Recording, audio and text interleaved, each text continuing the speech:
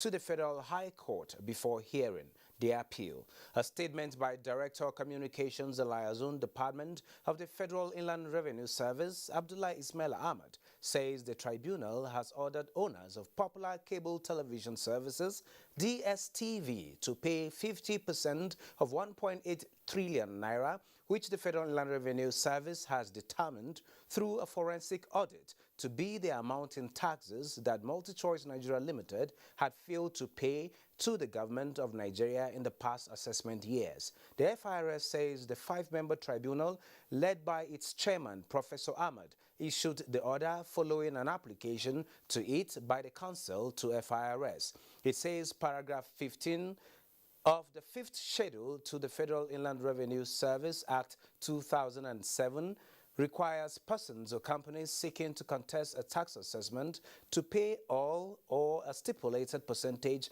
of the tax assessed before they can be allowed to argue their appeal contesting the assessment at TAD. MultiChoice Nigeria Limited is expected to pay the sum of 900 billion naira as 50% of the amount in dispute before the hearing on the appeal. TAT adjourned the appeal to 23rd September 2021 for the continuation of the hearing, subject to compliance with the tribunal's order. Moving on, Statistician General of the Federation, Yemi Kale, has flagged off a multiple indicator cluster survey and the National Immunization Coverage Survey in Abuja. The two joint surveys will serve as major sources of data for tracking of Nigeria's attainment of the Sustainable Development Goals and also serve as sources of information for monitoring the impact of the COVID-19 pandemic on households in Nigeria. Muplang Dakok reports. The Multiple Indicator Cluster Survey is the largest source of statistically sound and internationally comparable data on women and children worldwide. Nigeria has conducted the exercise 5 times and is now set for the 6th round, known as MICS 6, to be conducted by the National Bureau of Statistics in collaboration with the National Primary Healthcare Development Agency of Nigeria and UNICEF. This data collection flag-off ceremony happening here this morning is yet another step forward in our quest to deliver a high-quality mixed NICS survey that will provide a very rich source of data for our policy makers and development partners to develop and monitor their policies, projects, and programs. 400 field personnel who will carry out the data collection across the 36 states and the FCT are set for the assignment. The data collection for this exercise this year will start on this August up till about the mid of November. Please, Nigerians, receive the source when they come to your home, because they are designated enumeration areas where they will come to the house, will visit you, ask questions about you and your children. The 6th survey is introducing modules on men and their general well-being, access to media and ICT, alcohol and tobacco use, overall life satisfaction and happiness, the inclusion of a questionnaire for children, and inclusion of new indicators such as financial inclusion and social transfers. In Abuja, Muplang Dakok, NTA News. The Securities and Exchange Commission (SEC) said recently that the total unclaimed dividend in the Nigerian capital market stood at 170 billion naira as of December 2020. Director of the SEC, Lamido Yuguda, disclosed this at the second post-capital market Committee virtual news conference. He said the figure had increased when compared with 158.44 billion naira total unclaimed dividends as of December 2019.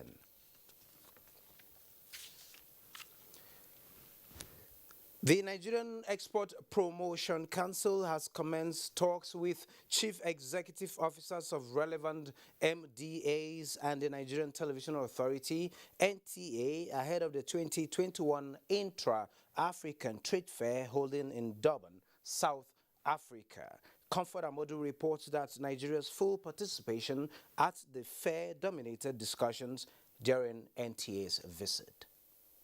The maiden edition of the Intra-African Trade Fair in Cairo, Egypt in 2018 attracted more than 2,500 conference delegates, more than 1,000 exhibitors, and more than $32 billion worth of trade and investment deals signed. 3 years on, the second edition is scheduled for Durban, South Africa, and Nigeria is poised to again showcase its products and services from cosmetics, fashion, agriculture, and technology. The 2021 edition is expected to generate about $40 billion in trade and investment deals. Already, the Nigerian Export Promotion Council is interfacing with key players such as Afreximbank, Niximbank, BIO, NIDA, Sweden, and the Nigerian Television Authority, and others to strategize on how Nigerian business owners and manufacturers can explore the African market of more than 1.2 billion people with a combined GDP of about $2.5 trillion created under the African Continental Free Trade Area Agreement, AFCFTA. Go online, submit, drop your documents there. At the end of the day, the committee sits again. We pick the best companies we want to take forward to this trade fair. The Advisory Council is working with head of state and South Africa and Afreximbank, leading for vaccine acquisition for African countries to make sure that we achieve 60% vaccination rate before November, before the trade fair date.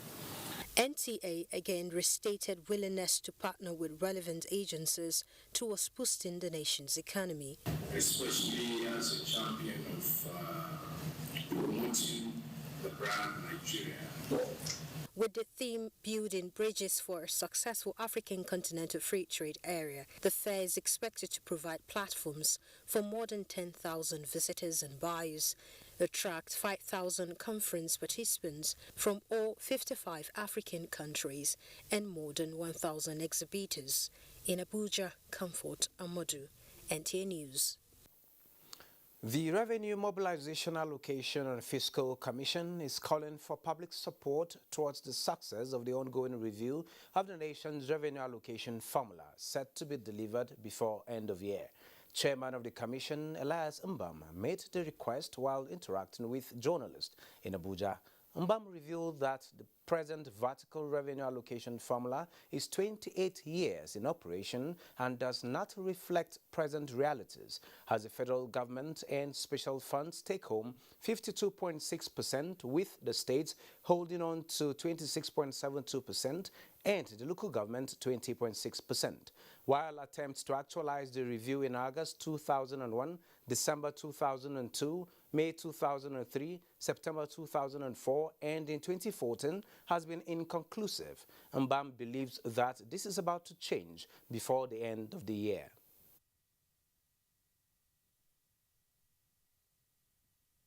The Commission is highly determined to produce within the shortest possible time a new revenue sharing formula that will be fair, just, and equitable to the three tiers of government. The Commission has programmed to complete this review process by the end of 2021. Part 1, paragraph 32B of the third schedule of the 1999 Constitution as amended empowers the Commission to review from time to time the revenue allocation formula to ensure conformity with present realities. And oil prices fell on Wednesday, taking a breather after a strong rally this week, spurred by the loss of a quarter of Mexico's production and signs that China, the world's biggest importer, has curbed a recent coronavirus outbreak. U.S. West Texas Intermediate crude futures fell 25 cents to $67.29 a barrel, while Brent crude futures dropped 22 cents to $70.85.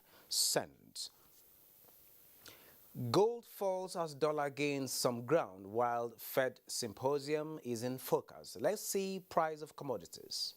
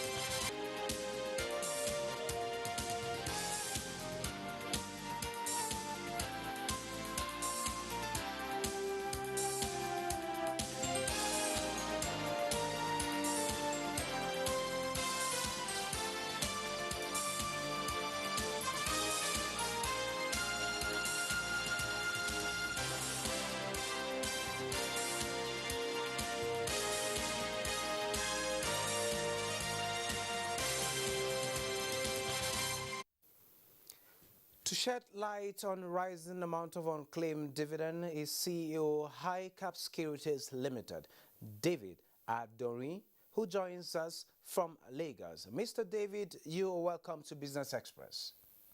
Thank you very much. It's a pleasure being with you. Okay.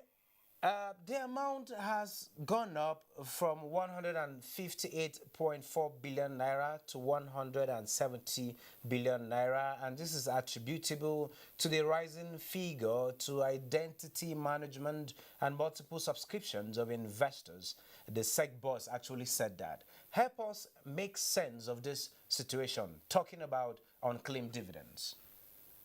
Okay, thank you very much. The issue of unclaimed dividends, to a lesser extent, unclaimed interest warrant,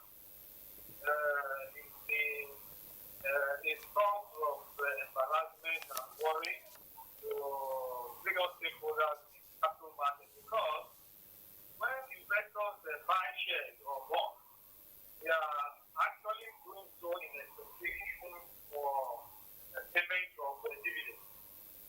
And so, if at the end of the day, a lot of those returns on their investment cannot be gotten, then the extent of investing in shares or bonds becomes difficult. But that problem has actually been on, and you will just read out the figures given by the tech DG, which is a figure that is very irritating and embarrassing, considering the fact that in 1999, the position of unclaimed dividends in the Nigerian capital market was 2 billion naira, and it rose to 130 billion naira in 2019. Now, it's almost hitting 300 billion. So it's almost hitting 200 billion. So it's a figure that is coming, and several reasons are behind the rising unclaimed dividends, and to a lesser extent unclaimed interest. First and foremost is that the incidence of this unclaimed dividend started after the indigenization exercises of 1972 and 1979, when several investors used fictitious names to apply for shares that became available as a result of the offer for sale by most of the multinational companies. Now, because most of those fictitious names could not generate bank accounts, so a lot of the dividend warrants will not be claimed. So that in itself is the origin of this unclaimed dividend. And thereafter, other public offerings went on, and especially during the boom days of 2008, several unclaimed dividends also emanated from the boom in capital markets, in which a lot of investors also repeated the same anomaly of using fictitious names to buy shares in the capital market. And so that increased the number. But however, there were other contributing factors like the loss of dividend warrants got missing in transit, the loss of investors who, even though they are genuine investors, did not submit the correct data. So most of the dividend warrants were exposed to different addresses. Okay, Mr. David. Yeah. From your revelation, there seems to be poor identity management in the Nigerian capital market. How can this be addressed? Yes. The poor identity management has always been a challenge that has affected activities in the capital market, and it has contributed a lot to this margin of claimed dividends. So what SEC has done is to commence the general process of updating all investors' accounts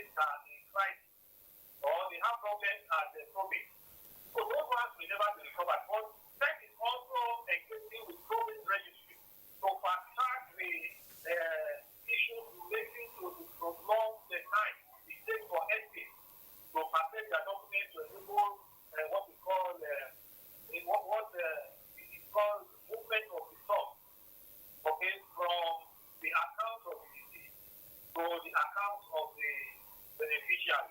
So Okay, Mr. David.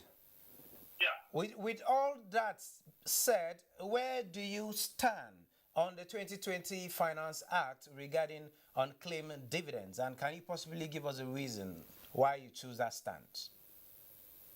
Yes, the Finance Act of 2020, which is actually passed the management of unclaimed dividends to the unclaimed dividend trust fund set up by the federal government to be administered by the Accountant General of Federation, Debt Management Office and Security. It's not an idea that is novel for Nigeria. It's something that occurs in other jurisdictions. Now, I'll give you an example. For instance, this same challenge, let me tell you that challenge of unclaimed dividends is not peculiar to Nigeria at all. It's just that the quantum of the situation in Nigeria is too fundamental to be ignored compared to other.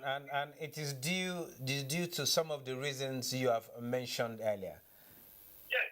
Thank you so very much. Thank you so very much, Mr. David Adonri, CEO, HiCap Securities Limited, for sharing your insights with us at this particular time on the way to go regarding unclaimed dividends. It's a great pleasure being with you. Thank you. Yeah. Moving on, Chinese tech stocks in Hong Kong erased some gains. Indian Sensex hit record high. Bossede Abel has an update on global stocks. Hello and welcome to the global market. Global equities have been propped up so far this week by easing fears that the Federal Reserve would taper imminently and the U.S. Food and Drug Administration's full approval of Pfizer and BioNTech's COVID-19 vaccine. U.S. stock index futures were flat on Wednesday as investors took to a pause a day after the Nasdaq Composite closed above 15,000. Dow Jones Industrial Average futures added 23 points. S&P 500 and Nasdaq Composites were negative.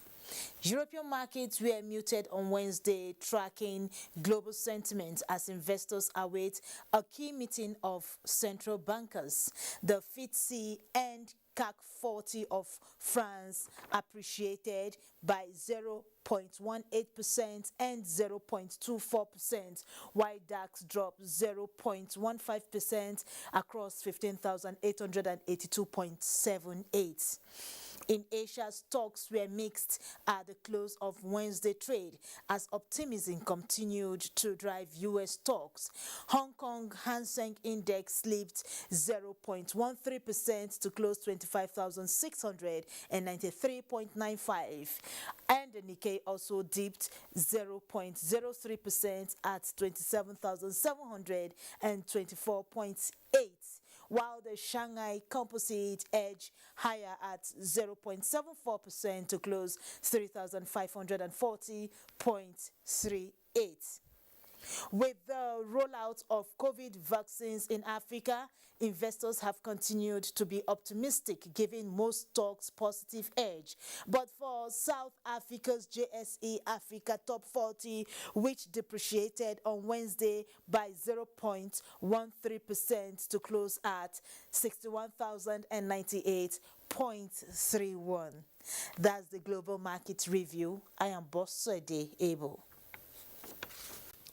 On that global note, we wrap this edition of Business Express. Remember to keep in touch with us, so send in your comments, observations, and suggestions. Also, be informed that all previous episodes are available on YouTube on the NTA's channel. Business Express returns Friday at 9:30 a.m. Be safe out there.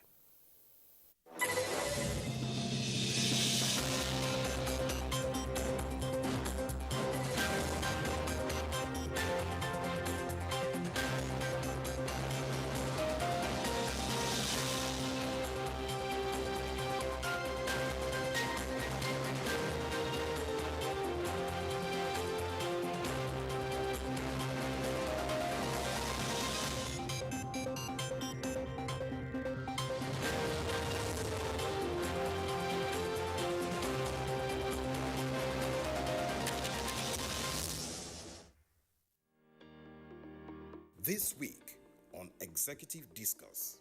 Nigeria, we said Nigeria is a third world country. Why? We had some industrial revolutions before, 1, 2, 3, and we weren't able to key into it. So therefore, we remain where we are. So now we have the fourth industrial revolution, which is knowledge-driven and then ICT-based. So we just must key into it. So we don't have an alternative. We just have to key into it.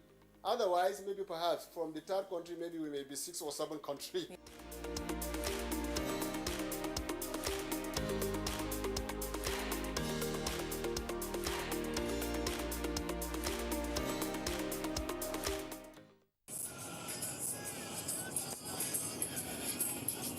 There's just something about speed and simplicity, but that speed and simplicity can be deceiving when you get behind the wheel. 30-year-old Emily sent this text message to her husband: "I love you and I'll try to make you happy." Moments later, Emily was killed when her car slammed into the back of a tractor trailer. 18-year-old Midi was also texting when his car slammed into the back of a truck at 80 miles per hour. His final text was, "Driving and Facebooking is not safe. Ha ha." You probably think that this thing can happen to you. You are not alone. 55% of young adult drivers say that it is easy to text and drive. 3/4 of the same young adults feel that they are really good texting behind the wheels. Reality is, they are all delusional. That quick look at your phone takes longer than you think. 5 seconds are really long. Imagine you're driving on the road and someone suddenly covers your face for 5 quick seconds, like this. You will probably feel very lucky if you didn't crash. But you chose to take your sight off the road just like that anytime you're sending or reading a text. Texting and driving is fast becoming the leading cause of teens' death on the road world over, surpassing even drinking and driving. But if you think dying in a car crash is the worst thing that happened to you, I tell you it is not. You can survive after you've killed someone else. Imagine spending the rest of your life knowing you killed someone just because of a text message. Now imagine going to jail just because of text message. Still think it will never happen to you? Still think you're the special one? There are so many that have been found guilty of texting while driving. But you can make a difference, just like so many young people have vowed not to text and drive. Leave your cell phone alone while driving. If you must send a text message, pull off the road into a parking lot or anywhere that is safe. No text is so important that it should cost your life or the life of someone else. You are not different. You are not special. You're just another accident waiting to happen if you do not desist from texting and driving. So, don't text and drive.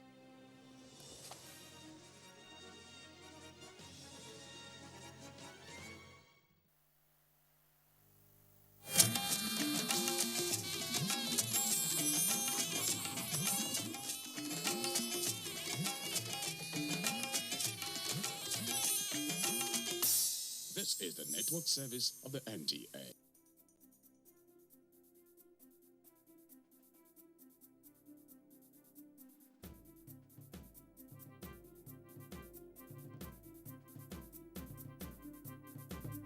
They say every day is for the thief, one day for the owner of the house. But ICPC, the Anti-Corruption Commission, has reversed the role. It is now every day for the owner of the house. If you're involved in bribery, over-invoicing, or any shady deal, the day of reckoning has come. ICPC, the Anti-Corruption Commission is... Welcome to Corruption Must Go, ICPC's weekly television program. I am your host, Hawa Sani Garba. According to the World Youth Report on the United Nations Department for Economic and Social Affairs, it says there are over 1.2 billion young people aged 15 to 24 years, accounting for 16% of the global population.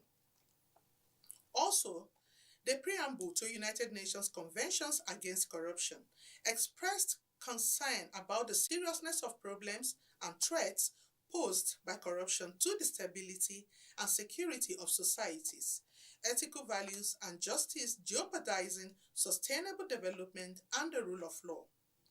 You will agree with me that therefore, the active engagement of youth in the anti-corruption crusade is central to achieving a stable society as well as averting the worst threats and challenges to sustainable development.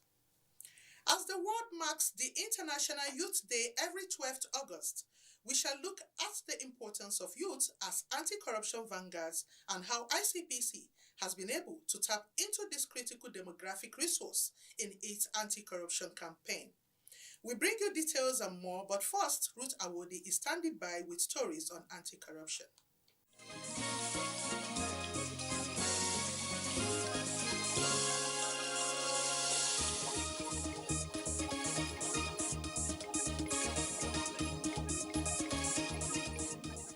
Thank you for staying with us. I am Ruth Awodi with Anti-Corruption Stories.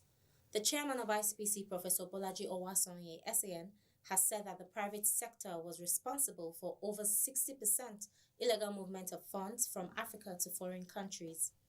Professor Owasanye made this known during the visit of council members of the African Bar Association, AFBA, led by its president, Mr. Haniba Uwaifo, to the ICPC headquarters in Abuja recently. The ICPC boss stated that the perpetrators of illicit financial flows, IFFs, channel the funds through commercial activities enabled by the private sector. The bulk of it is by the private sector. This is documented, this is proven. If you take illicit financial flows, for example, about 60% of what is taken away and stolen from Africa is by the private sector through commercial transactions, seemingly harmless commercial transactions that are put together by lawyers, by accountants, by auditors, by bankers. That's what is killing the continent. However, corruption by the public sector is debilitating because one single corruption by a notable person can set back the entire country for many years, especially because it is carried out by someone who controls partially the coercive powers of state. So I'm not justifying corruption by the government or public officials. I'm saying in terms of quantum, the data, the evidence on the ground is, in fact, to the effect that it is lower. It is lower. But it has greater impact. When somebody steals all the money meant for the schools, to build schools, to build hospitals, or to build roads, it affects everybody. It affects everybody. So I agree that we cannot ignore public sector corruption. It is critical. And under my watch, we try to focus on that. We try to look at more of our public sector corruption. One of the first things that I did was to streamline what we would not take. So a lot of the petitions we get from the private sector, even though they have merit, it's not that they don't have merit. I tell myself, what should we devote our time and our resources to? It is public sector corruption, because when we correct that, it will have a positive impact on the private sector corruption. Private sector corruption will fester because the people to investigate and prosecute are already corrupt in the public sector, so it's mutually reinforcing. We need to try and break that catch-22 situation. So we spend a lot more, we put a lot more time, and we are always prioritizing requests by government or investigations on government over and above that of the private sector. Indeed, there are thresholds that we will not bother. We're not saying there's no corruption there. And sometimes if the person is very active and vibrant on social media, so we send a petition to ICPC, they are not doing anything, they receive my petition. As a rule, when we get your petition, we will acknowledge it. That acknowledgement does not mean that we're going to look at it. Okay? We will say the police is closer to you, report it to the police. The police is set up to do this sort of thing. ICPC was not set up as a specialized agency to look at petty crimes that have the implication or imputation of corruption. That's not the reason. That's not the reason. What has happened over the course of social development is that all crimes that are investigated by a specialized agency were at one time or the other fully under the purview of the police. And even when new agencies are created, the police still has power to investigate those things. The laws never remove the powers of the police. Never change the penal code or the criminal code.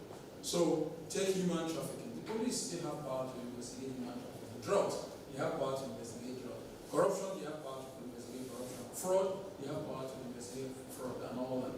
But because of systemic corruption, they were not doing those things well. So new agencies were created to deal with those issues.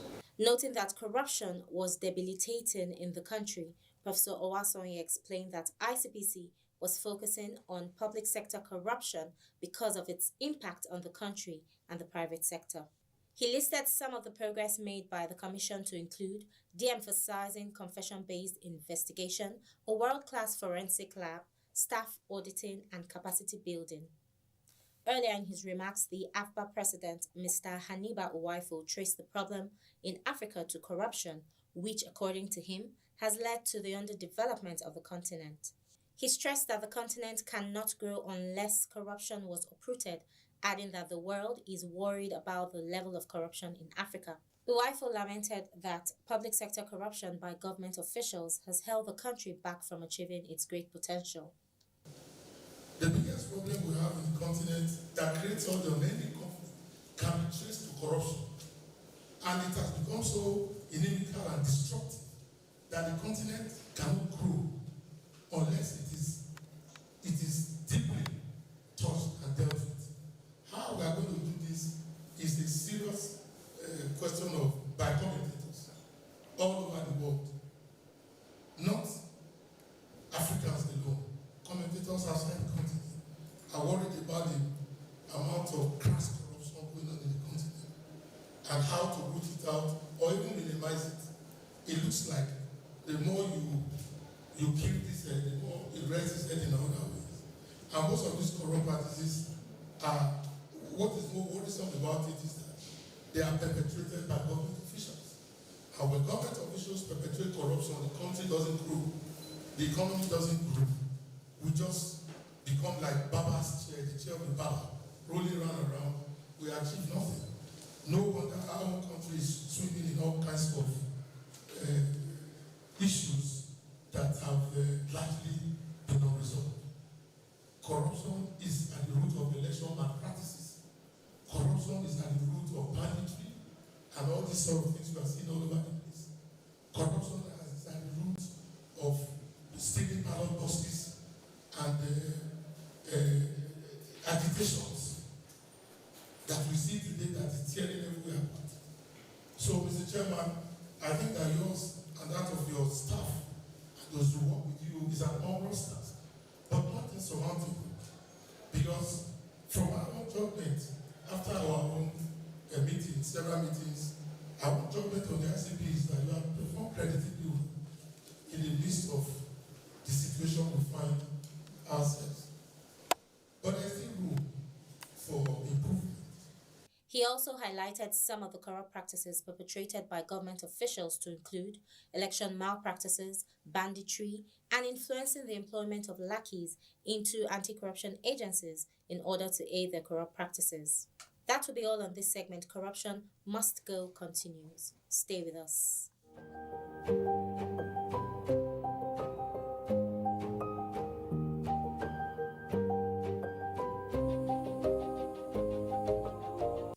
If you are just tuning in, this is Corruption Must Go.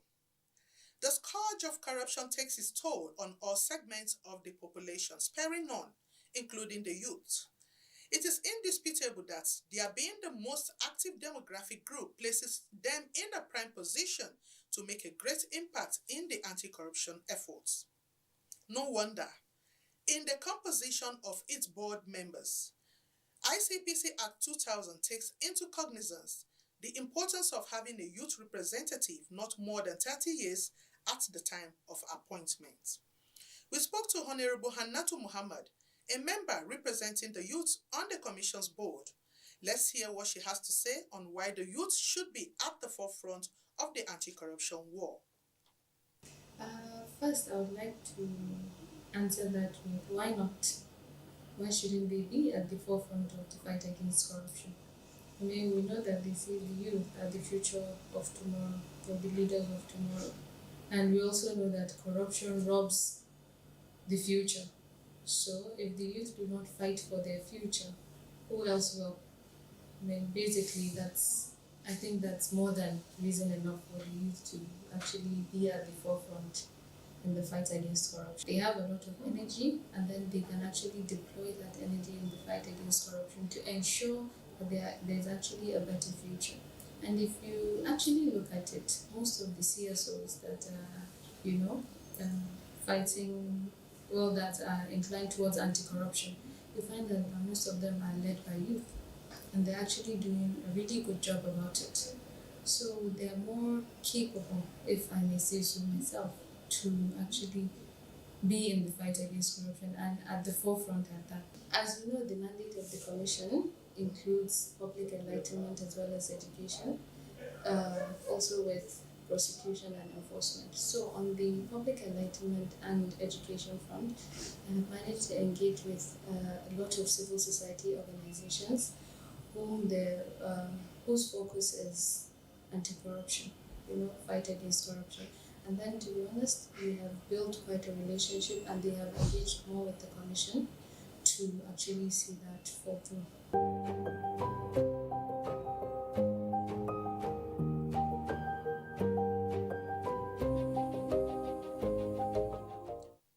Welcome back. You are still watching Corruption Must Go. Over the years, ICPC has come up with various initiatives such as students' anti-corruption clubs in secondary schools, anti-corruption vanguard in tertiary institutions, NYSC CDS groups, and the National Anti-Corruption Volunteer Corps to involve them in the anti-corruption war. The Commission has also introduced values-based education in the form of the National Values Curriculum, intended to imbue in the youth the culture of integrity, honesty, and transparency in their formative age. Mr. Ummo of our Public Enlightenment and Education Department tells us more.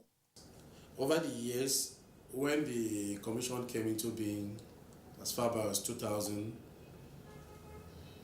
it noticed that there was an ethical gap among the youth.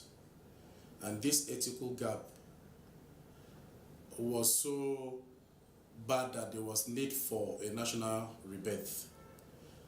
So ICPC decided to use one of the three core mandates given to the Commission, which is education and mobilization mandate, to make sure that the youths are being brought into the fight against corruption. This was based on the reason that youth form the vibrant part of the population. So ICPC decided to capture that vibrant population and to bring them into the fight against corruption. And to do this, ICPC needed to create platforms for them to bring them in the fight against corruption. And one of those platforms are, one, the National Values Curriculum, which was designed in 2003 to make sure that these values were being taught in school to produce youths that will learn to say no to corruption. This values curriculum was first taught in basic 1 to 9, that is primary 1 to junior secondary 3. Later on, it was being extended to post-basic, which is SS1 to SS3. But presently, it has been extended to colleges of education and polytechnics, where they are being infused in subjects that are being taught in school. That is one of the strategies that Commission use to train these youths, to train others in the fight against corruption. Another platform is the platform of student anti-corruption clubs that we open in secondary schools all over Nigeria. We open these clubs to also train these children to stay away from corruption. We make sure that we mobilize them and enlist them in these clubs. Having exposed them at the primary and post-basic levels, at tertiary level, when they become mature, we now go to mobilize them. At this stage, they can be able to distinguish between what is right and what is wrong. So we train them at the vanguard to train other students on campus to stay away from social vices. When they graduate from the university, we follow them to their NYSC projects.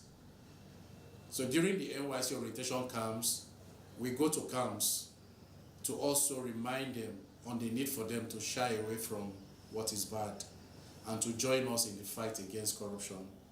And throughout their 1-year community development service, we work with them. We deploy them for rallies. We give them IEC materials to go out to educate others at the grassroots level against the vices, social vices.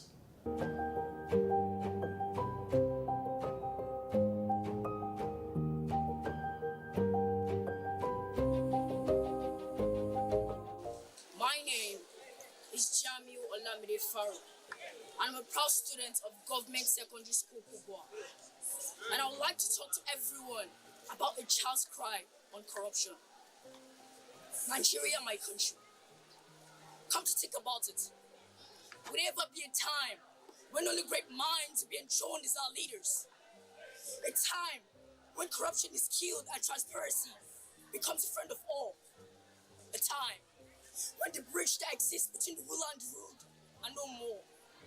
A time when the rope of purity, noise of kidnapping, armed robbery, money laundering, examination malpractices, Fulani headsmen and farmers clash, Boko Haram abducting our young girls and depriving them from going to school and becoming what they want to be, a place from our hearts. You see, sometimes people often ask me, why are you always so sad? I tell them I don't know, and truly, I don't really know. I wake up every day and when I see the high rate of corruption in our nation, Nigeria, I feel so sad, unsettled, depressed, like I was so lucky to be given birth to in this nation. I'm afraid of this nation. I'm afraid of putting my guard down for the fear that I'll be judged for something I cannot control. I'm afraid that one day someone will wake me up and tell me, hey, you're from Congo Brazzaville. Come to think about it. Do you think I'd like to watch this nation fail? Do you really think I'd like to watch this nation fall in all of self, hate, shame, and reproach? This is just a cry of a Nigerian child. Because there's a proverb that says, mother and motherland are greater than heaven. Therefore, taking this saying in mind, let's put in more effort not to make this heaven even more heavenly. As a student, I have learned of Nigeria's backwardness and its underlying factors. This imposes as a difficult challenge if I am to promote my country. But as long as I stand firm and take my mind off the negative factors, I can be successful, yes, in completing my duties. See, many people in Nigeria, I keep asking myself this question, why? Because of their poor condition and settlement. I understand and believe that I should not even think of migrating to foreign countries. But help to make Nigeria a destination country for others. To achieve this, I must work hard. Not only me, we all must work hard. For the previous generation made Nigeria a good place for us to call home. And today, it is my generation's turn to make it more better for the future generation to live in. That being said, I am not capable of doing it alone. Hence, everyone should take their part in it. I will try to help Nigeria in any way I can. For being a Nigerian, I must work hard, which hopefully one day will be beneficial to my motherland. See, slowly but surely, Nigeria will shine as the brightest star. Why? Because I played my part together with all my fellow citizens living in every nook and corner of Nigeria, giving it everything we had to offer to make our nation proud of us. We should always remember, we should never ever forget that the future started yesterday. We've got to hurry up. We need to hurry up. Because I'm telling you, we are already late. This is a Christ child about corruption. Welcome back from that insightful interview, and hope you enjoyed that captivating performance by a student from one of our secondary schools' anti-corruption clubs. We welcome more of such performances. Still, as part of such effort by ICPC to engage the youth in its anti-corruption drive, more tertiary institutions across the country are daily being harnessed into the anti-corruption vanguard by the Commission. Only recently, Youth-based university in Abuja joined other institutions in this regard to inaugurate students into its anti-corruption vanguard. Let's hear their impression of being anti-corruption agents.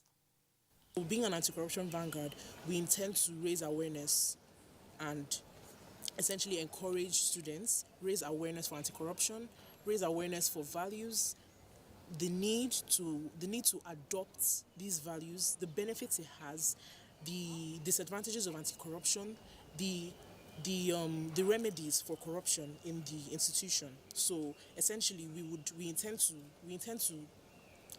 imbibe these values in students, to let them know the disadvantages corruption has, and we would also provide remedies for these corrupt practices. Also, we also intend to implement some disciplinary measures in order to make people to abstain from adopting anti-corrupt habits. You can't be practicing corruption and expect something positive to happen to you in return. So already, actually, we are already trying to recruit students to the vanguard, trying to let them know essentially what our mission, our vision.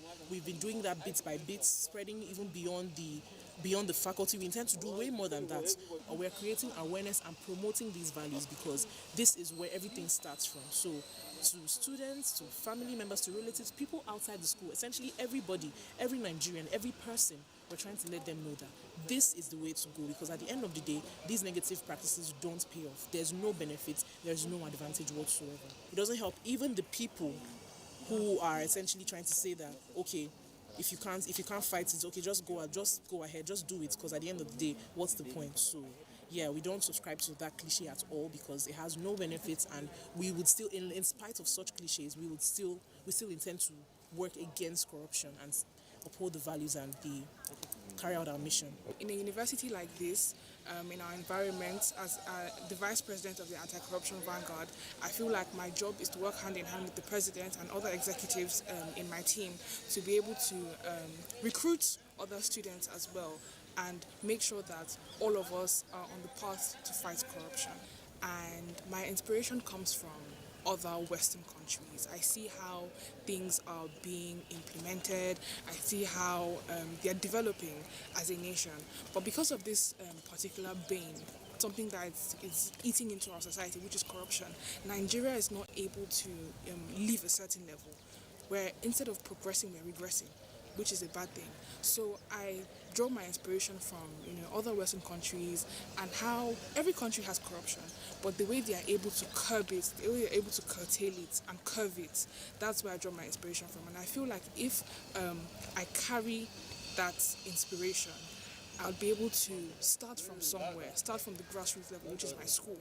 And if I'm able to make a difference to the vanguard in my school, then my school can also, other students can also progress, and we can end up changing Nigeria for good.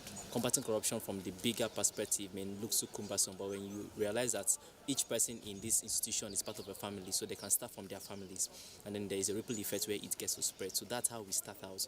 We make them know the damage of corruption as a cancer, introduce it to them again and again.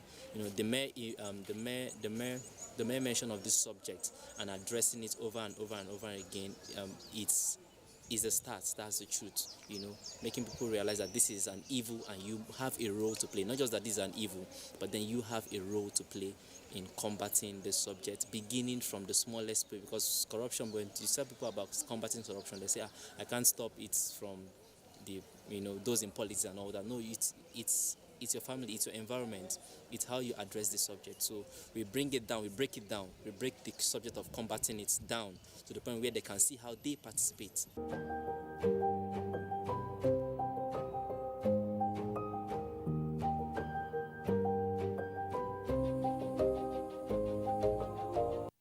It is obvious that Nigerian youths have the zeal and the passion to make a significant impact in this fight against corruption.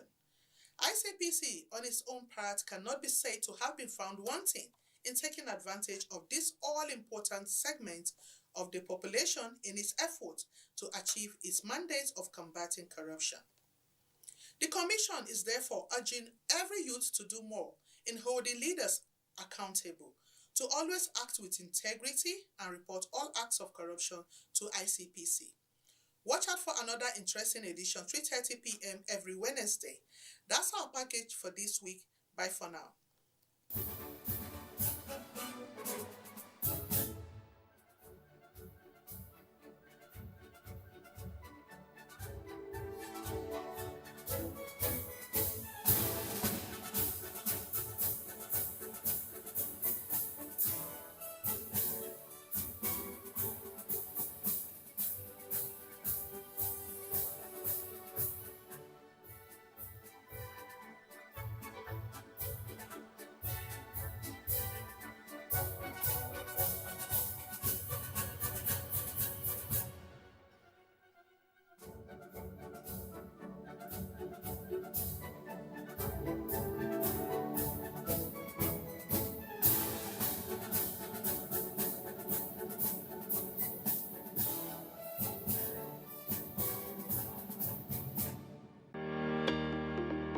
This week on Executive Discuss.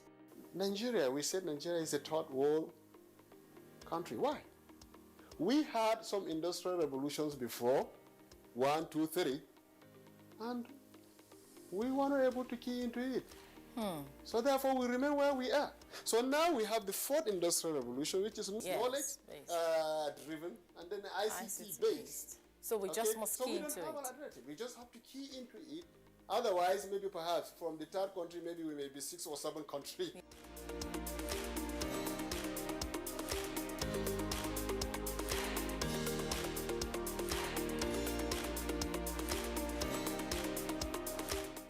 Hello and welcome. It's time for another interesting package of Everything Music. Angelina, you dey cool in my temperature.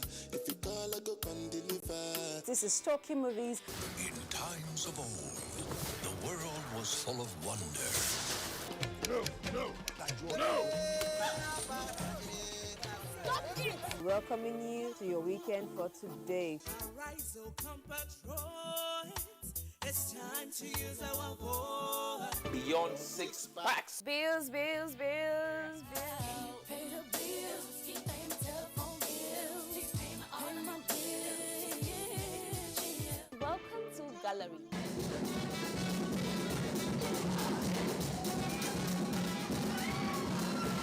Me and my paddies. London for what? London for medicine. Medicine for what? Medicine for coffee. Are you sickness? To our illness. Welcome to Gist Zone. All right, my name is the Eselucien Wego One. Ona nyokoko nyonyo.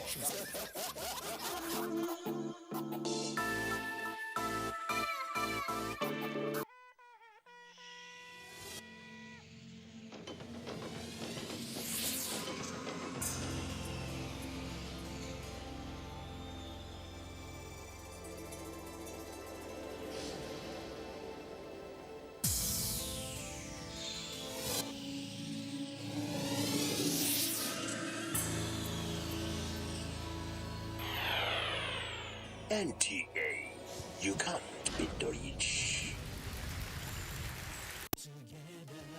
No matter where you come from, no matter your religion, we are one. Let's live together. Let's stop fighting each other.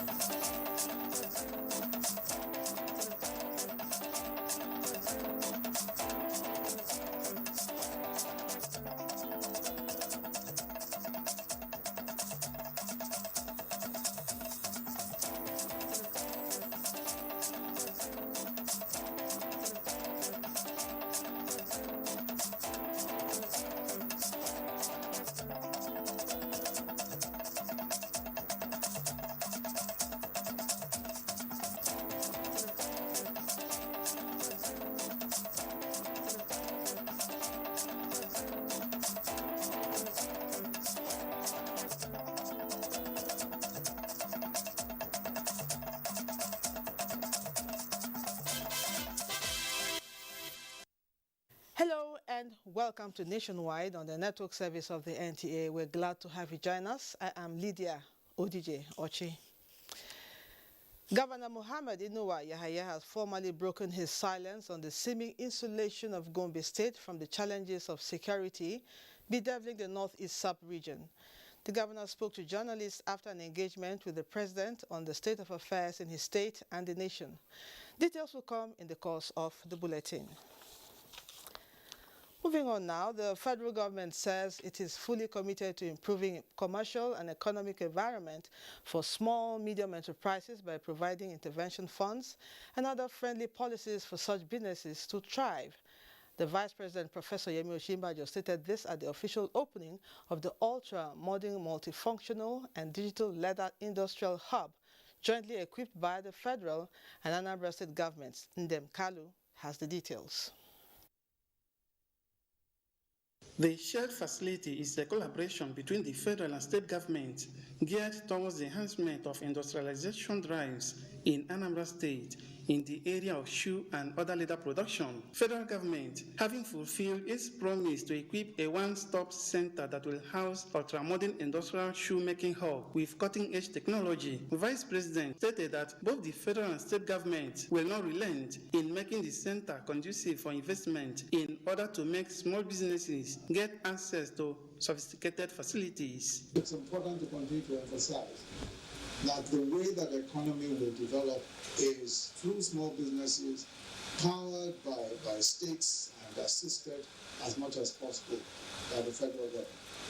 Minister of State, Industry, Trade and Investment noted that federal government is determined to empower Nigerians through the provision of the Survival Fund, while Governor Willie Obiano maintained that it will create job opportunities and hundreds of small businesses and huge impact on the GDP of the state. The Vice President also inspected the 2x60 MVA and 132x33 kV substation in Agwoka, constructed to improve power supply in Oka and its environs. Meanwhile, the Vice President has promised the completion of all federal government projects in the southeast region.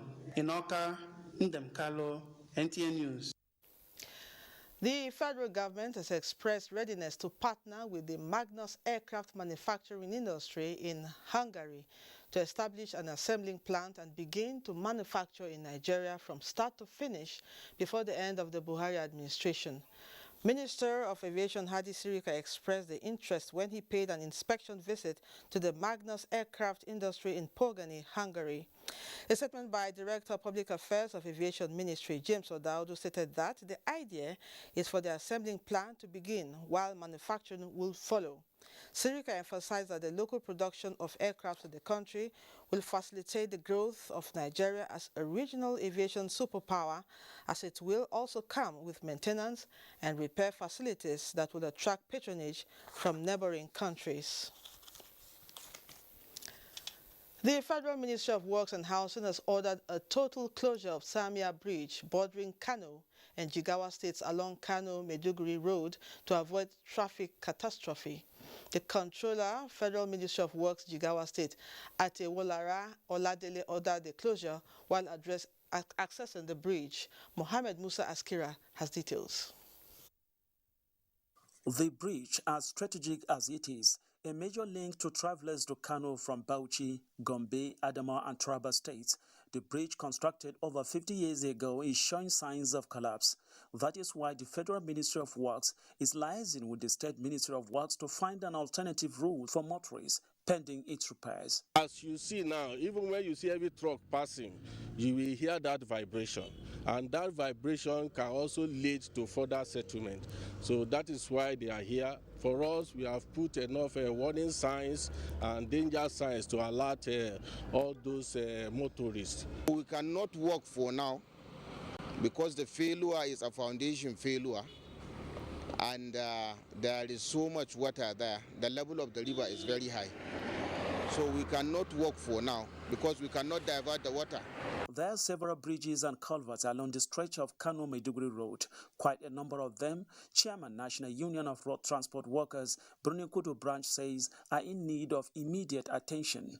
If the vehicles are allowed to continuously crossing this bridge, it will collapse any moment. Motorists have observed that overflow of rivers under the bridges is one of the factors causing collapse of bridges and culverts. Hence, building engineers are advising relevant authorities to ensure regular integrity checks on the bridges and culverts. Only recently, 25 lives of travelers were lost in Gwaram local government area of Jigawa State when a culvert collapsed and 2 vehicles plunged into the river. From Dutse, Muhammad Musa Askira, NTA News. The Nigerian Meteorological Agency warns of possible flash floods across 34 states in the next 30 days. A statement released by the agency says moderate to heavy rainfalls, which could lead to flash floods, are expected, and states that could be affected are Sokoto, Zamfara, Katsina, Kaduna, Kano, Jigawa, Bauchi, and other states are Gombe, Yobe, Kebbi, Niger, FCT, Plateau, Adamawa, Taraba, Kwara, Oyo, Lagos, Ondo, and Ogun. Edo, Delta, Bayelsa, Cross River, Akwa Ibom, Benue, Enugu, Ebonyi, Imo, Anambra, Abia, and River states are also not exempted. Consequently, the Nigerian Meteorological Agency cautioned the public that the slim chances of flash floods could be more pronounced on roads, settlements, farmlands, and bridges. A tax appeal tribunal sitting in Lagos has ordered MultiChoice Nigeria Limited to pay 50% of 1.8 trillion naira owed the Federal Inland Revenue Service (FIRS) to the Federal High Court before hearing appeal. A statement by Director Communications and Liaison Department of the Federal Inland Revenue Service, Abdullahi Ismail Ahmed, says the 5-member tribunal led by its chairman, Professor Ahmed, issued the order following an application to it by the Council to FIRS. The amount is said to have been determined by the Federal Inland Revenue Service through a forensic audit and assessment of past years. The sum of 900 billion naira is to be paid before hearing on the appeal. The case has been adjourned to 23rd September 2021 for the continuation of the hearing, subject to compliance with the tribunal's order.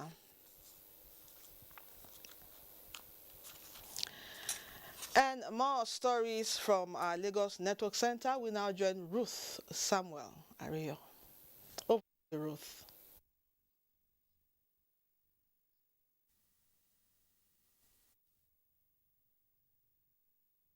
Of its COVID-19 vaccination centers from 88 to 150 to create more room for the administration of Moderna vaccines scheduled to commence on Wednesday, 25th August this year.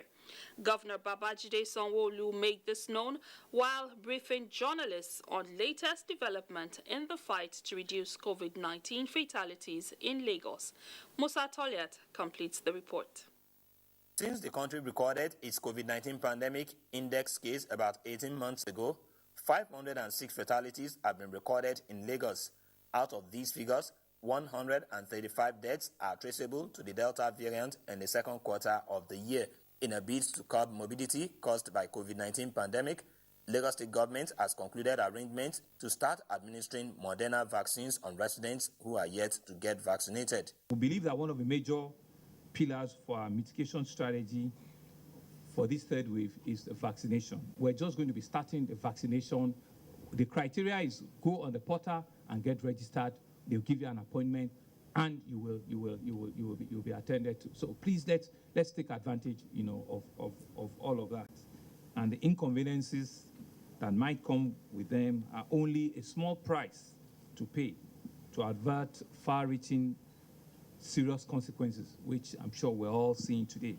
Governor Sanwo-Olu also took time to allay concerns that the ongoing resident doctor strike may affect the impending vaccination exercise. For emphasis, and I'm looking straight into the camera, the strike, very unfortunate, and we are working right round at the federal level, and I'm sure even at the state, is the resident doctors that are on strike.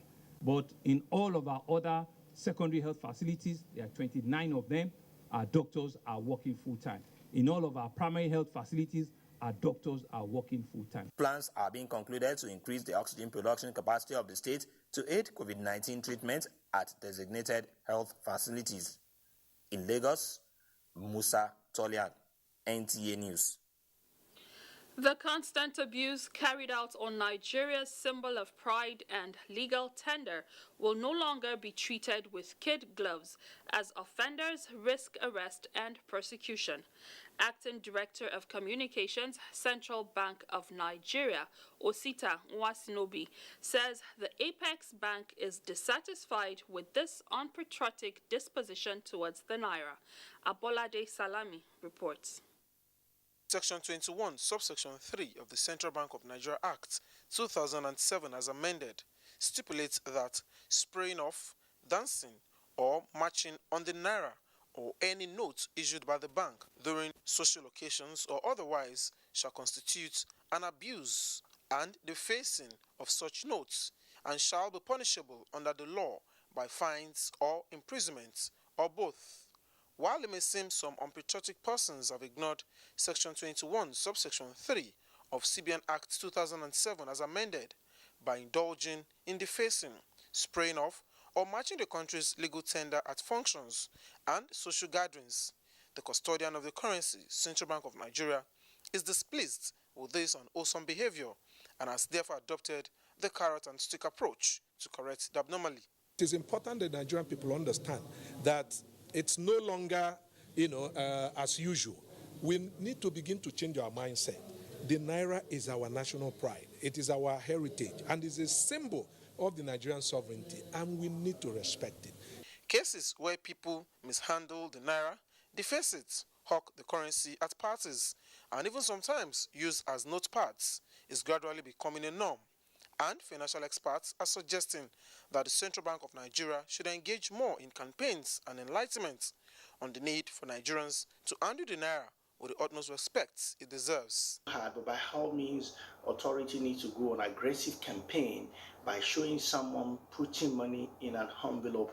You might even write the amount, you might not write the amount, and give if you want to do cash. But it's good that people should stop handling Naira wrongly. I don't think it means well for our country.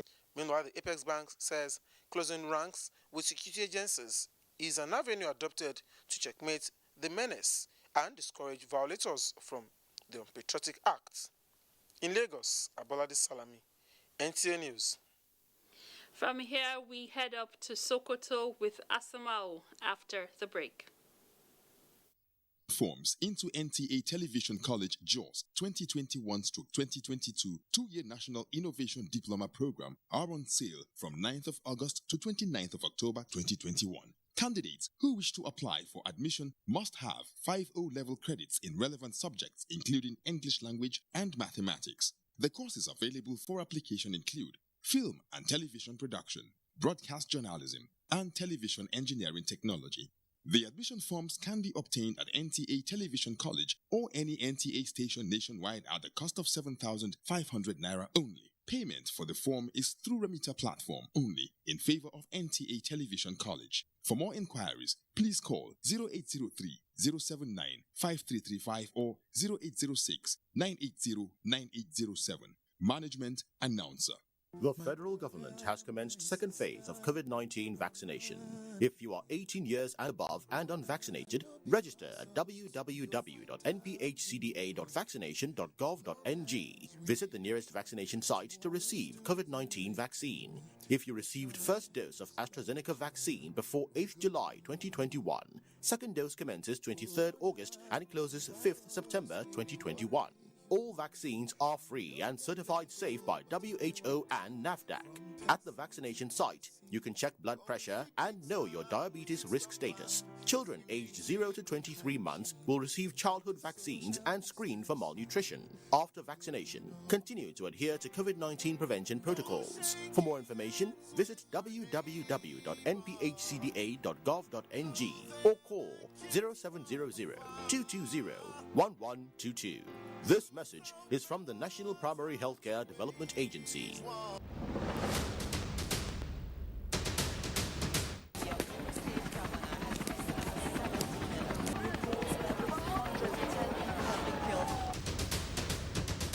Firstly, safety. I'll ensure that my family members and loved ones are safe. I'll try as much as possible not to get involved. You should call the nearest police station. I will alert my family, my friends, my neighbors in that vicinity that this is what is happening. Who wins the star prize of 1 million naira in the ongoing Peace Nigeria Challenge, powered by Ask Nigeria in partnership with National Council for Arts and Culture, NCAC, Nigerian Television Authority, NTA, and Star Times. Unity Challenge Nigeria, stronger together.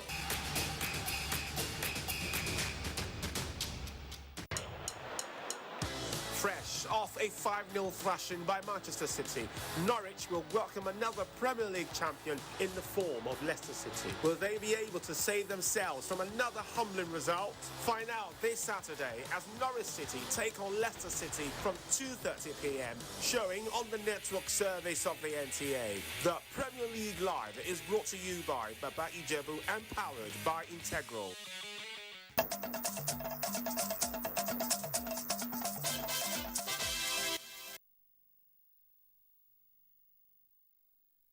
Welcome to Sokoto on Nationwide. Governor Aminu Waziri Tambol has stressed the need for provision of additional state-of-art equipment to the Nigerian Army as the country intensifies effort towards crushing banditry. Dalat Abdullahi reports that Tambol made the plea while receiving the newly deployed General Officer Commanding 8th Division of the Nigerian Army Sokoto on courtesy visit at the Government House Sokoto. The report. Major General Owen Bassi was until his deployment to Sokoto as General Officer Commanding 8th Division of the Nigerian Army, the commander of the Northwest Task Force tagged Operation Hadarin Daji with headquarters in Gusau. The task force has been working hard to tackle banditry in Katsina, Zamfara, Sokoto, and Kebbi states. The work ahead is enormous, but it's not insurmountable.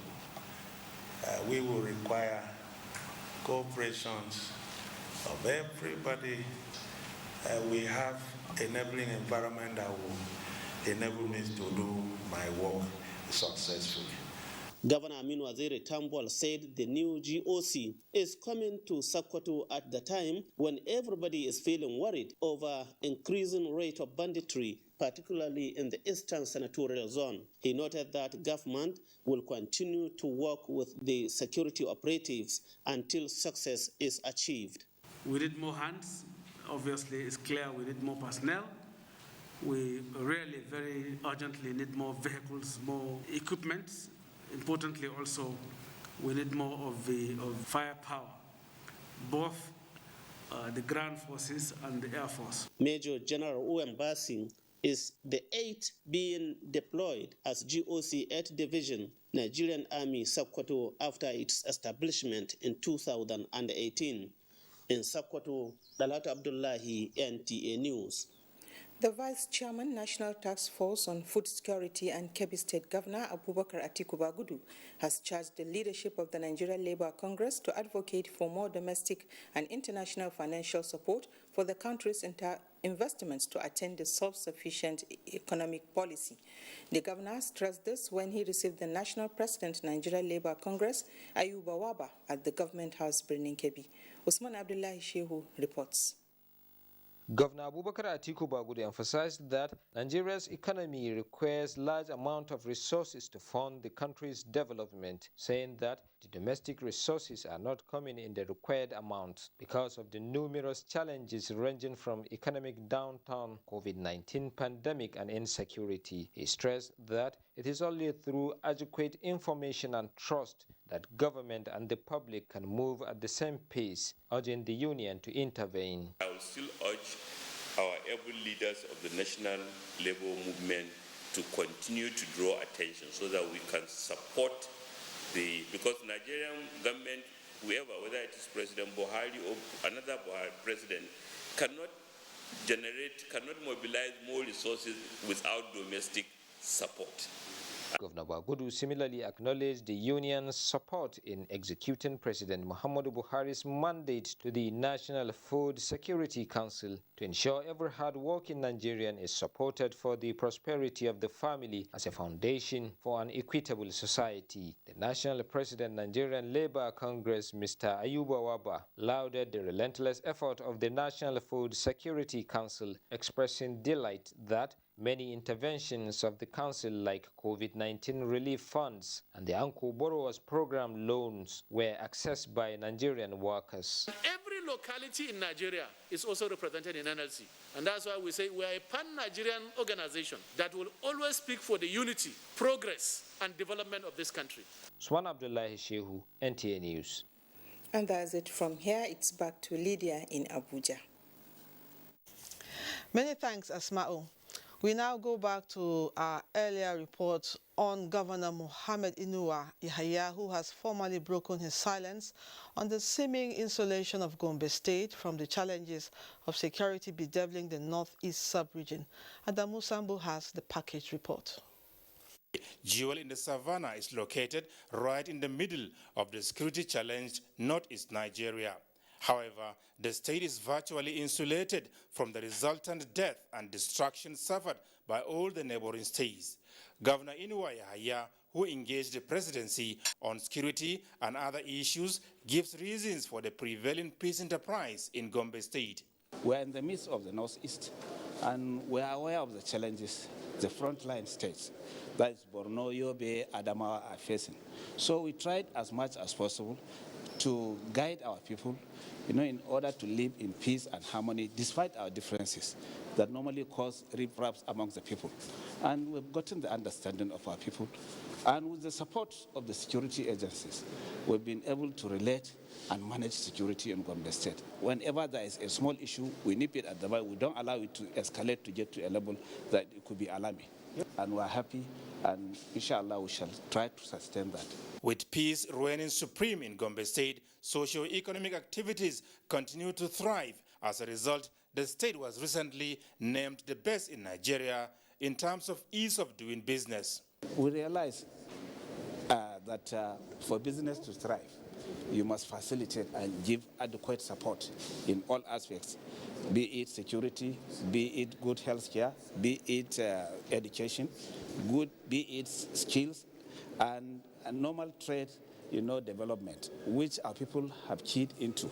And being a peasant farmer state, we encourage our people to indulge in agricultural entrepreneurship and semi-processing of, agricultural produce. That is why there's a lot of activity, and those major businesses that go to Gombe, especially to partake in those ventures, have really seen that Gombe is up and doing with regards to that. So little wonder then that we've gotten to the first position. The governor also gives update on the state industrial park aimed at enhancing the economy of the state and creating job opportunities for the teeming unemployed. Procurement processes have been completed. We are going to award the project by the end of this month. And inshallah, when we start, there will be no end to it because we are doing it in phases. The first phase is going to cost about 17 billion naira and is going to cover about 347 hectares of land. And because of its location, close to the Dadenkowa Dam and the hydropower plant, which already has 40 megawatts of power, I think it will be a big attraction for investors and industrialists to come and set up. So I think we are on board and we are on course. The industrial park has already been named after President Muhammadu Buhari. From the State House, Adamu Sambu, NTA News. Public and institutional concerns over the high national mortality rate for malaria have increased momentum for anti-malaria advocacy in Nigeria. Abdulmalik Hassan reports that one of the strongest support and interventions so far to the national malaria program came from the government of the United Kingdom to cover prevention and treatment options. 6 countries, according to the World Health Organization, currently accounts for approximately half of malaria deaths globally, with Nigeria recording 23% mortality and 27% cases. The mandate of the National Malaria Program 2 is to reverse the trend, and support from partner agencies and government envisages would hopefully quicken the process. Number 2 key essence was ensuring we have improved planning and finances for malaria in the country. If you have an improvement in your planning and you have improved in domestic resources of this country, of course, people will tend to access healthcare services. Here at this gathering, SunMap 2 caps the successes recorded in 6 targeted states that received the intervention. These states are Kano, Kaduna, Jigawa, Katsina, Yobe and Lagos states. It has actually improved, help also, in the environmental control of mosquitoes, treatment of malaria across the nation. We need a very strong community system. It's not only a matter of making bed net available. Even when we make bed net available, when people refuse to use it, that's not going to lead to any result. I'm happy that we are having, this program, National Malaria, program, focusing on some major states where, the risk is very high. Guests at the program highlighted the importance of political commitment to malaria response, with most emphatic on the need to consider health financing as priority. In Abuja, Abdul Malik Hassan, NTA News. Still on health matters, the 2021 Drug Abuse Sensitization Week has climaxed with a national discourse on the dangers of non-medical use of opioids, pharmaceuticals and other substances of abuse. Uche Ugochukwu has the details.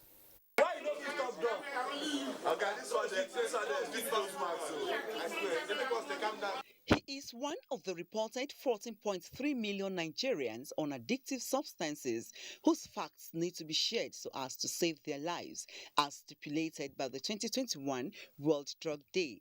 To achieve this, the Ministry of Health embarked on a 3-day sensitization campaign on the dangers of non-medical use of opioid pharmaceuticals. The need for statistically sound and policy-relevant data on the extent and pattern of drug use to inform policy information and decision-making cannot be overemphasized. Our policy, therefore, at the level of the agency is to ensure the availability of controlled medicines for illicit medical purpose while preventing diversion to illicit channels. We can do whatever it takes within the provisions of the law to reduce the activities of illicit drug cultivation, trafficking, storage, distribution, and consumption. Earlier, the campaign was taken to markets and motor parks in the FCT with plans to be replicated in other parts of the country. Uche Ugochukwu, NTA News. Statistician General of the Federation, Yemi Kale, has flagged off a multiple indicator cluster survey and a national immunization coverage survey in Abuja. The two joint surveys will serve as major sources of data for tracking of Nigeria's attainment of the Sustainable Development Goals, SDGs, and also serve as sources of information for monitoring the impact of the COVID-19 pandemic on households in Nigeria. Muplang Dakok reports. Multiple Indicator Cluster Survey is the largest source of statistically sound and internationally comparable data on women and children worldwide. Nigeria has conducted the exercise 5 times and is now set for the 6th round, known as MICS 6, to be conducted by the National Bureau of Statistics in collaboration with the National Primary Healthcare Development Agency of Nigeria and UNICEF. This data collection flag-off ceremony happening here this morning is yet another step forward in our quest to deliver a high-quality mixed NICS survey that will provide a very rich source of data for our policy makers and development partners to develop and monitor their policies, projects, and programs. 400 field personnel who will carry out the data collection across the 36 states and the FCT are set for the assignment. The data collection for this exercise this year will start on this August up till about the mid of November.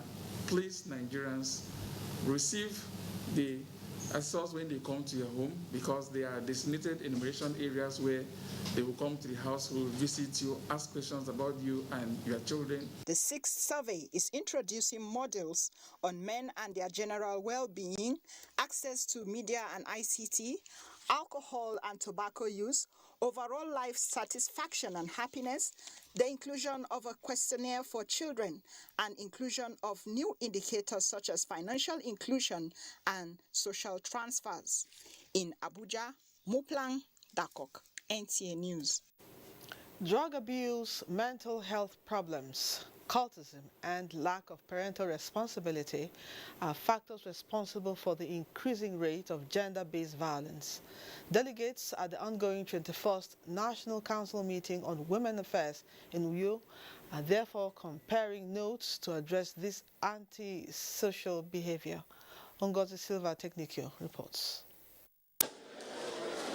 This is the second day of the women's gathering, as it were, in Akwa Ibom State.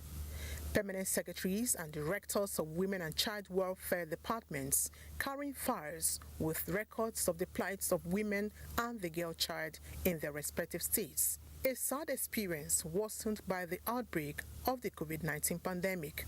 Our prayer is that Council should approve the provision of educational materials for early childhood development and psychosocial training of children in various IDP camps in the country. Sad tales in almost all the states, but solution to these challenges is the essence of this gathering and measures to clip the wings of the perpetrators when identified. Love his people. Love her people. If you employ these things, these little principles, gender violence will be reduced to less than half, if not to barest minimum in our society. Beyond these immediate solutions, establishment of a unit to care for children with special needs, the elderly, and more schemes to empower women were also endorsed. From Uyo, the Akwa Ibom State capital, Ngozi Silva Technical, NTA News. Nigeria is faced with a series of societal challenges in recent times. Undoubtedly, women have a critical role to play in setting all the ills right. This necessitated a call on NTA's management by members of the Federation of Muslim Women's Association of Nigeria, Form 1, on how best to achieve this. To see the challenges women face in achieving development and so on, then we want to see how we can surmount those challenges. Identifying with the group, Executive Director of Finance, Fatima Bada, on behalf of the Director General, says NTA will partner any initiative targeted at the growth of women and the nation at large. Hajia Bada also used the opportunity to urge Form 1 to join NTA's campaign against rape. In as much as it's just for the whole world to know your programs. The meeting is ahead of Form 1's 36th Annual National Conference in Abuja. Gabriel is in Port Harcourt with more stories. Over to you. Okay, we'll rejoin Port Harcourt later on in our bulletin. Moving on now, President Muhammadu Buhari says attack on Nigerian Defense Academy will not dampen the resolve of the military to bring decisive end to criminality in Nigeria. Instead, it will boost the morale of the armed forces. In a statement by Special Advisor to the President, Media and Publicity, Femi Adesina, the President notes that the attack, which led to loss of lives, came at a time that the military had put insurgents, bandits, kidnappers, and other types of criminals on the retreat.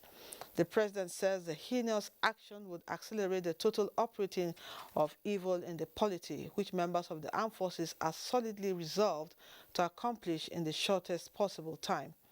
President Buhari commiserates with the families of those who lost loved ones and prays God to comfort them. The President vows that the deceased will not die in vain, as the degenerate act would have consequences that will eventually clean the country of vermin and emancipate the polity from deliberate, targeted, and contrived atrocious acts. The President thanks all Nigerians who value and appreciate the efforts of our military.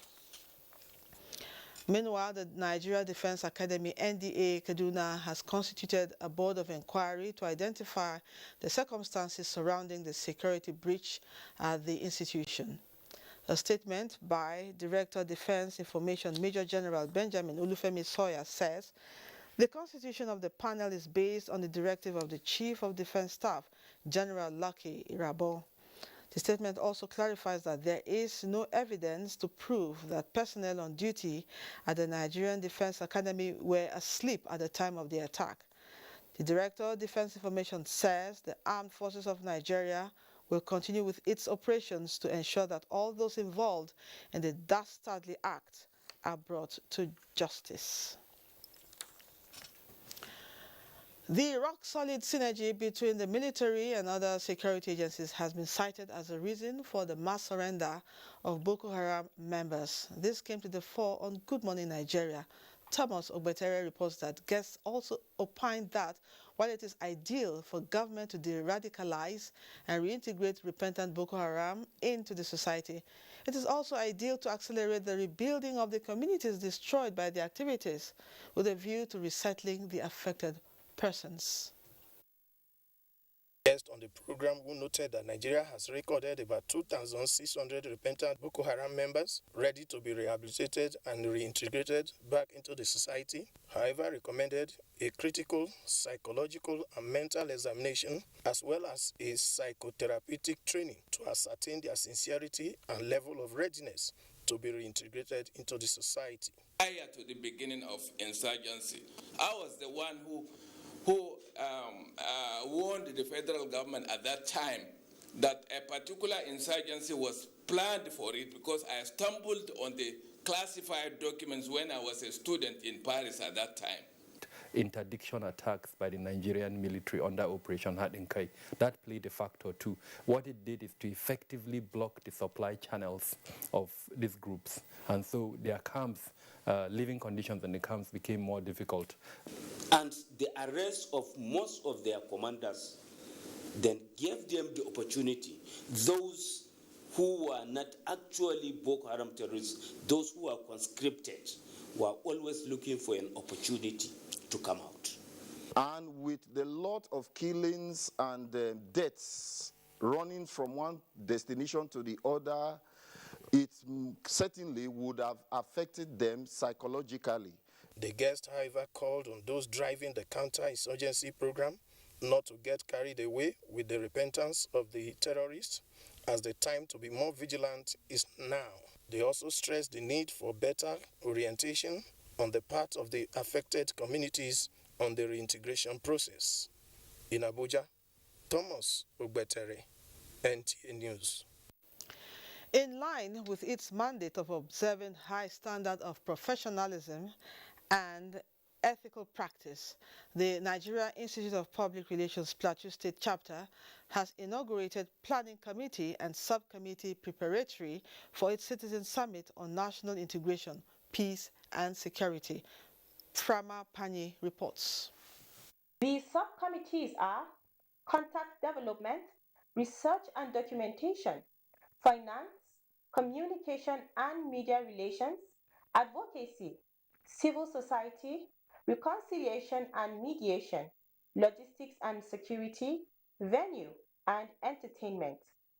Inaugurating the subcommittee members, Chairman North Central Coordinating Committee, Harun Audu, challenged them to be resilient and bring to bear their expertise while upholding the tenets of the Institute to ensure the summit is a success. The current conversation about our mutual coexistence is being dictated by people who have very narrow views, who will rather that we disintegrate, and these are people who do not represent the best of us. So we have agreed as the Governing Council of the NIPR to stage what is called a Citizens Summit on National Integration, Peace and Security.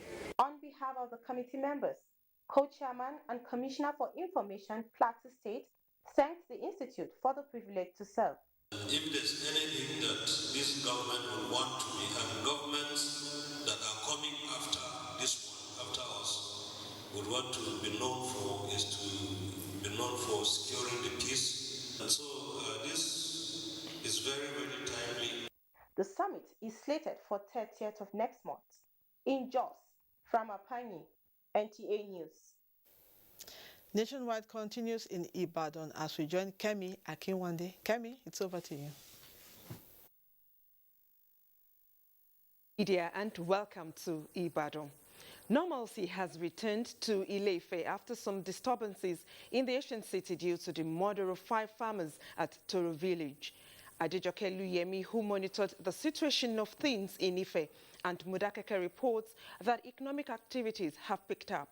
Her report is here presented.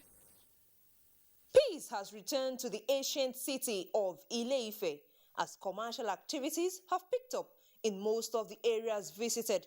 Vehicular movements from both private and commercial operators have fully resumed on the roads. Yes, as for this environment here, nobody disturb us. Elders in both communities comment on the present situation of things. We thank God there is peace. Everybody is going about their business, and we all look forward to how and when the police will carry out their work and report back to the 2 communities. As of now, there's no crisis, there's no problem, and if everything is now back to normal. In response to the ugly incident, the Oni of Ife, Oba Adeyeye Enito Okuwusi, in a statement, condemned the event, attributing the killings to criminality and not communal disputes between Ife and Mudakeke, as wrongly reported from some quarters. Retired police officers and men have staged a peaceful protest in Ibadan, the state capital, over issues relating to the payment of their monthly pension. Ifeoluwa Moshuli tells us more. Numbering about 50, the retired police officers and men reiterated that life after retirement has not been easy, as they noted that their monthly pension is lower compared to that of their counterparts who are not on the contributory pension scheme. They kill many police every day. It is the grace of God that makes us to be alive. We are begging the government to remove us entirely. The retired police officers and men said that the monthly stipend has not increased since retirement, therefore making it difficult to cater for their needs and that of their families. I retired 2019. Up to now, I've never collected any money from federal government. Now, I'm hungry. There's no money for me. As a family, 3 years, somebody can survive. Since 2008, 15, and a lot of us here have retired so long like that, 14 years, 13 years, 12 years, and since our retirement, no increase. Like our member you saw in the car, he was shot by armed robbers, and his leg is amputated. There are so many like that. The pensioners therefore called on the federal government to expedite action towards ensuring that they get migrated from the present contributory pension scheme they are placed on. In Ibadan, Ifeoluwa Moshule, NTA News. And that's it from Ibadan. We do thank you for watching. Lydia's back to you.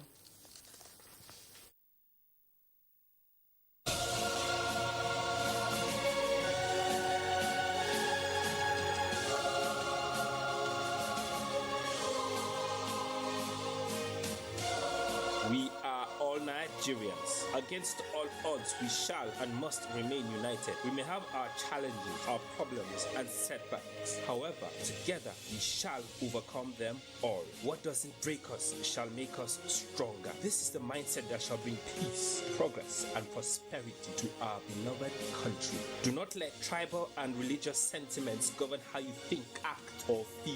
Don't be influenced by those who want to destroy our precious national unity. Everybody who is a Nigerian is your brother and your sister. This is the mindset of the new Nigeria. It is also the mindset that we must all adopt. Let us support each other in creating the Nigeria of our dreams. This message is from the Nigerian Television Authority, NTA. The NOA, for example, has succeeded a great deal in sensitization during the pandemic, and we have found the community mobilization officers most effective in the sensitization and in the advocacy campaigns, creating awareness on the coronavirus pandemic. We have done this through the production of jingles, which were very widely distributed in different languages, in English, in Hausa, in Yoruba, in Igbo, in Tiv, in Igala, in Kanuri, in Fulfulde, in Ijo, in Isoko, in Bini. In talk of any other language you can think of, we had translated sensitization messages. This message is from the Federal Ministry of Information and Culture. We are StarTimes, the most affordable digital pay TV platform with the widest signal coverage in Nigeria, dedicated to bringing the best TV entertainment around the world to your screen. From Hollywood to Bollywood to Nollywood, we offer the most affordable subscription. Enjoy over 75 channels for as low as 1,700 naira, like Nat Geo Wild, BBC, ESPN, and premium sport like Emirates FA Cup, La Liga, Bundesliga, wrestling. What's more exciting? We have the most flexible payment options in Nigeria. Don't dull. Join us now for an exciting journey. StarTimes. Enjoy digital life. Fresh off a 5-0 thrashing by Manchester City, Norwich will welcome another Premier League champion in the form of Leicester City. Will they be able to save themselves from another humbling result? Find out this Saturday as Norwich City take on Leicester City from 2:30 p.m, showing on the network service of the NTA. The Premier League Live is brought to you by Baba Ijebu and powered by Integral.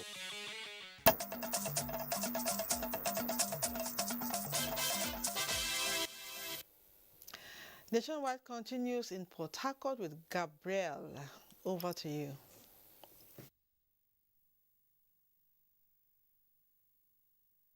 Good afternoon. The decision by Ogoni leaders to allow resumption of oil exploration and production is receiving commendation from a cross-section of Port Harcourt residents. This is as respondents advise proper remediation of the Ogoni environment to forestall the issues that led to the past crisis in the area. Kingsley Major reports. The decision of Ogoni leaders to allow Nigerian Petroleum Development Company, NPDC, to take over oil exploration and production marks a turning point since the crisis that led to the exit of SPDC in Ogoni land. This latest development to residents is a good omen, not only for the country but also for the local inhabitants who would be reaping the possible gains at a time there is a new regime in the nation's oil and gas sector with the Petroleum Industry Act. It means that the River State allocation, the derivation that comes to River State will also be increased. And if that is increased, it will translate to more infrastructural development for the state. Ogoni, they are hard-working people. And I believe that it will also enhance their skills they have developed for all these years. We are, of which there is no resumption. They will live on another phase of life. And at the end of the day, it will come in a way and manner of which they can be able to also benefit from the national cake. However, some observers are of the view that the issues relating to the cleanup of Ogoni land needed to be addressed, noting there is need for transparency and respect for accords reached for mutual trust to exist between the key stakeholders. There have been spillage of oil in that area. Therefore, the new company that came should ensure that that place has been sanitized. The resumption of oil production in Ogoni land, to analysts, would also help increase the nation's daily production capacity while increasing the state's derivation fund from the federation account. In Port Harcourt, Kingsley Amajiri, NTA News. The Nigerian Security and Civil Defense Corps, Rivers State, has intercepted a barge of crude oil allegedly stolen from the creeks of the Niger Delta at Eagles Island in Port Harcourt. Robinson Directed reports that investigation is ongoing to arrest some of the fleeing suspects. His reports. The barge MV Eukarya is suspected to have been loaded around Bile Creek in Rivers State before it was intercepted on Friday 20th August at the Eagles Island following an intelligence tip-off. The vessel contains 28 compartments with a capacity of over 1,000 metric tons, out of which 12 compartments are filled with suspected adulterated automobile gas oil, otherwise known as Diesel.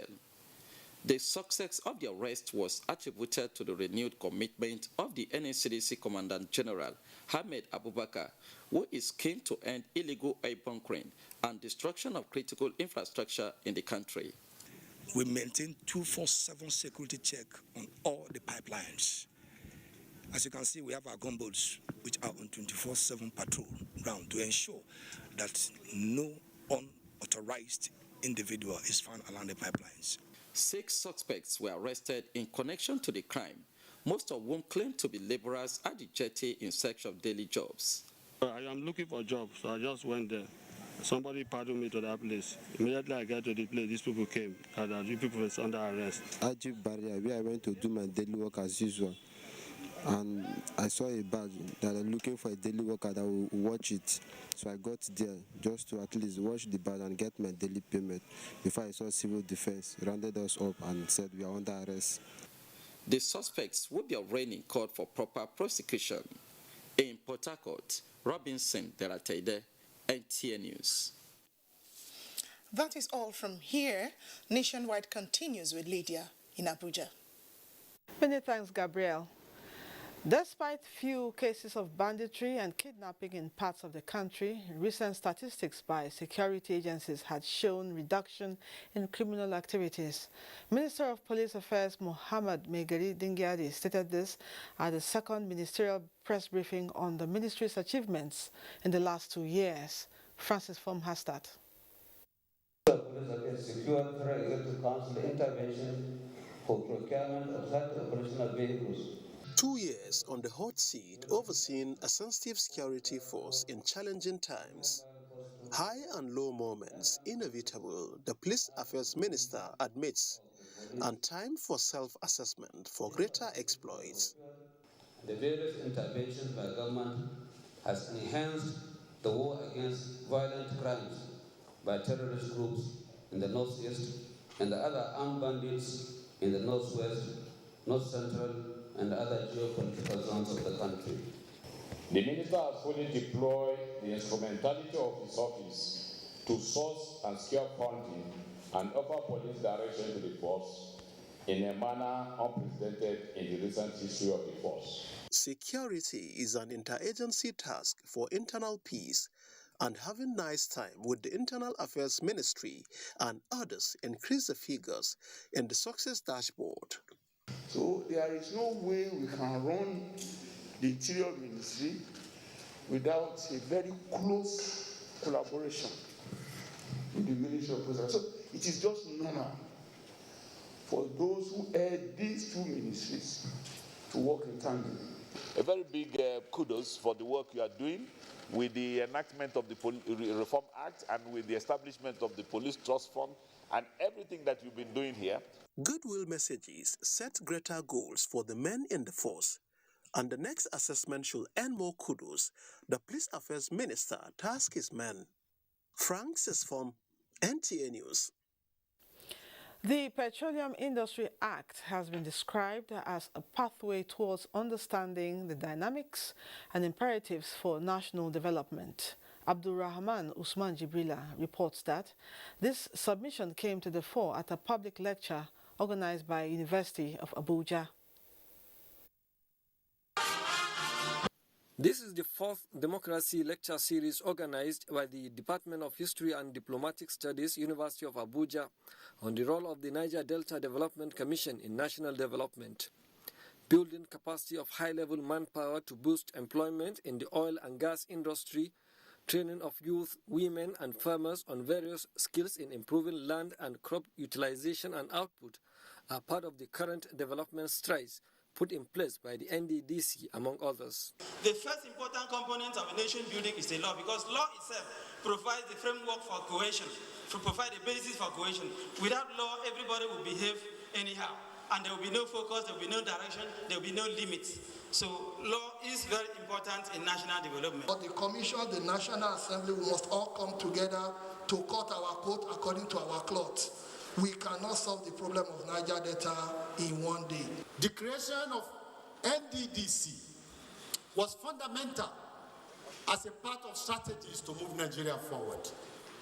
How has this body assisted in helping to address development matters in this country. It is believed that building synergy among stakeholders will further develop the region and improve on fiscal and social infrastructure. In Abuja, Abraman Usman Jibrila, NTA News. And that report concludes Nationwide. We thank you for being a part of it. But before we go, don't forget to always join NTA in its stand against rape and rapists. I am Lydia Ojijoji. Have a wonderful evening. Goodbye.